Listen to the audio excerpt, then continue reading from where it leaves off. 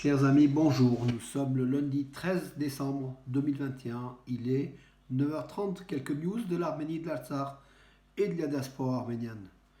Tout d'abord, l'Arménie. L'Arménie est sur les télés. Donc partout où on entend l'Arménie, on voit des images de l'Arménie, du Khor Virab, de la place de la République, du boulevard du Nord, du musée du génocide, de l'esplanade du génocide, de la flamme éternelle du génocide.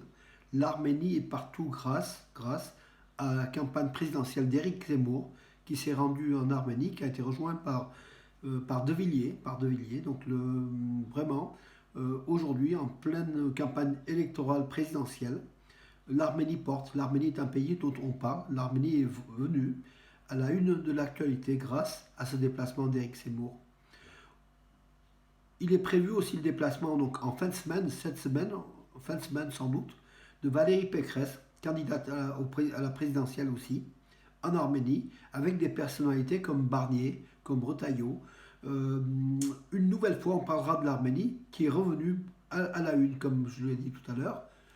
On aurait bien aimé qu'un malgré cela, au-delà de cette campagne électorale, que le président français, Emmanuel Macron, se rende en Arménie et dise un peu les mêmes choses, les valeurs de civilisation arménienne, de la chrétienté arménienne, sans opposer à l'islam, mais ce sont des valeurs judéo-chrétiennes qui font notre sang, notre culture ici, dans toute l'Europe, aux États-Unis, dans les pays développés.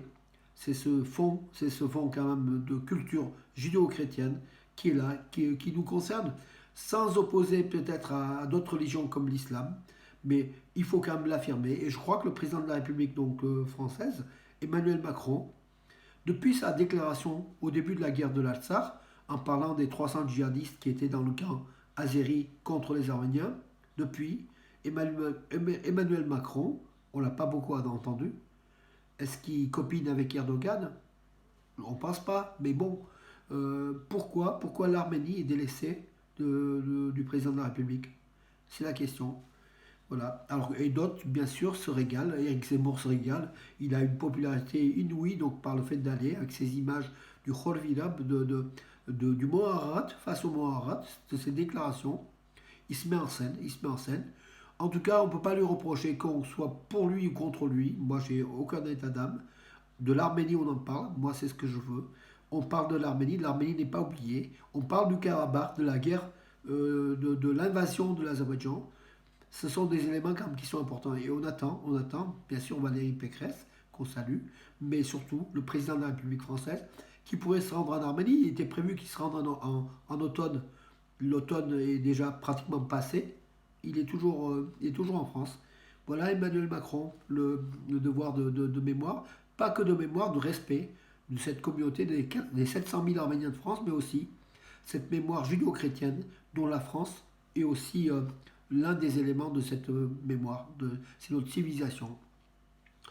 Voilà je clôt le chapitre. On entend donc ce matin sur CNews, donc pendant pratiquement des heures entières, on a parlé de l'Arménie, de ce voyage d'Éric Zemmour et de Villiers. On a parlé de l'Arménie chrétienne, on a parlé de beaucoup de choses, du génocide arménien. On a quand même, voilà, c'est l'occasion d'évoquer beaucoup de choses. Donc, bien sûr, on a des messages, beaucoup d'Arméniens sont contre Éric Zemmour, raciste, entre guillemets, enfin, traité de raciste et de tous les noms. C'est leur droit c'est le droit de chacun de penser ce qu'il veut. Moi, ce que je vois, on a des images d'Arménie qui sont plutôt positives, qui sont plutôt donc de cette culture arménienne, d'une église, de nos racines, tout simplement. Et ça me va très très bien. Je clôt le chapitre parce que je crois qu'en fait ça va encore durer aujourd'hui et demain ce voyage en Arménie. On aura d'autres éléments. Voilà. Kim Kardashian, la plus célèbre des Arméniennes, enfin des Arméno-américaines, Kim Kardashian est en cours de divorce et veut récupérer son nom de jeune fille. Kardashian, voilà, elle s'appelle Kardashian. Alors que Kanye West, son ex-mari, fait tout pour revenir, donc refonder le couple. Mais a priori, Kim, l'Arménienne, qui se sent vraiment arménienne, donc voilà, ne veut pas. Elle veut retrouver son nom d'origine. Bravo à elle. Gulkan Ovanessian gagne son deuxième combat professionnel en boxe professionnelle des super lourds. Voilà, contre un Américain. Il a gagné donc samedi. contre Nike Jones, voilà l'américain. Et c'est le deuxième combat professionnel, deuxième victoire, par KO au deuxième round. Donc retenez son nom, on va souvent en entendre parler, Gulken Ovanesian, le Big Gug. Voilà. Euh, alors, quelques petites informations aussi, parce qu'il y en a eu un petit peu. C'est vrai que le week-end était calme dans l'ensemble, mais il y a eu quelques bons Covid, oui.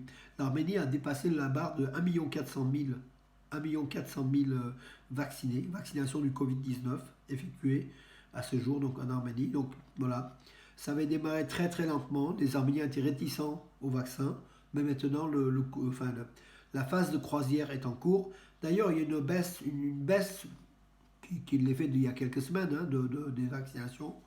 Il y a une baisse de, comment dirais-je, de la courbe, de nouvelles infections. Voilà. La plus haute délégation des églises de Palestine a visité le mémorial arménien du génocide à Yerevan et s'est rendu aussi au mémorial, au musée Institut du génocide. C'est le passage obligé de ce mémorial du génocide de 1915, un génocide réalisé, perpétré par les jeunes Turcs, le gouvernement turc, jeunes Turcs, dans l'Empire ottoman, qui a fait entre 1,5 million et 2 millions de morts en 1915, entre 1915 et 1923, jusqu'à la fondation de la République turque de 1923, qui a été fondée sur les bases de ce crime contre l'humanité, vous le savez. Voilà, donc les Palestiniens ont aussi visité. On aimerait qu'il y ait une forte délégation israélienne aussi qui puisse un jour visiter ce mémorial des génocides. Voilà. Surtout qu'Israël est concerné par la Shoah et le génocide. L'Arménie qui a importé 4 centrales d'oxygène et 200 concentrateurs d'oxygène pour ses hôpitaux. Donc voilà, donc pour lutter contre l'épidémie du Covid, pour soigner. Donc ça sera destiné, donc l'un de ces centrales sera pour l'Artsakh, les autres seront pour Abaran, Splitak et Kapan, les hôpitaux. Voilà. L'Arménie s'équipe et c'est très très bien. Près du monastère d'Amaras, en Artsakh, donc c'est à l'est, vers Martouni, à la frontière est de l'Artsakh, de Martouni, des soldats azéris ont tiré sur des villageois arméniens de Salouchen, du village de Salouchen, qui se trouve juste à côté d'Amaras, dans les champs, par deux fois, le 10 et le 11 décembre. Donc les tracteurs utilisés par les agriculteurs arméniens ont été laissés dans les champs, puisque les soldats azéris tiraient sur je pense, cette population civile qui est en train de travailler dans les champs. Pas de quoi inquiéter donc les Russes. Donc voilà, le commandement russe a été bien sûr averti, mais rien ne filtre. Voilà, tout va bien, tout va bien. Mais jusqu'au jour où il y aura encore un crime, ça sera le 4e civil ou le 5e civil en quelques semaines. Voilà ce qu'il en est. Cette population-là, il faut l'encourager, il faut la soutenir, surtout la population arménienne de l'Artsakh, qui vit quand même dans la peur aux frontières, face à des soldats azéris armés qui peuvent tirer à tout moment sur les civils, pour aucune raison, juste pour la raison de tuer, tout simplement. Voilà, à Val Thorens, donc à la Coupe du Monde de freestyle, donc en ski, ski cross, un Français d'origine arménienne, Terence Chiknavorian, qui a 29 ans, qui est d'Avignon, dans le Vaucluse, a gagné samedi donc l'épreuve de la Coupe du Monde, et dimanche il était deuxième au podium, donc une très très belle prestation pour cette Arménien de France qu'on ne connaît pas si, enfin, écoutez, en tout cas son nom est arménien, Chiknavorian est un très beau nom arménien, en tout cas on le salue, il va sans doute être qualifié pour les Jeux Olympiques d'hiver de 2022 à Pékin, donc ils vont commencer dans quelques semaines. Voilà mes amis, écoutez, j'en ai fait le tour pour aujourd'hui. Ma voix, elle revient, vous l'avez vu. Je me sens en meilleure forme, voilà. Et puis, je vous dis à demain mes amis, à demain.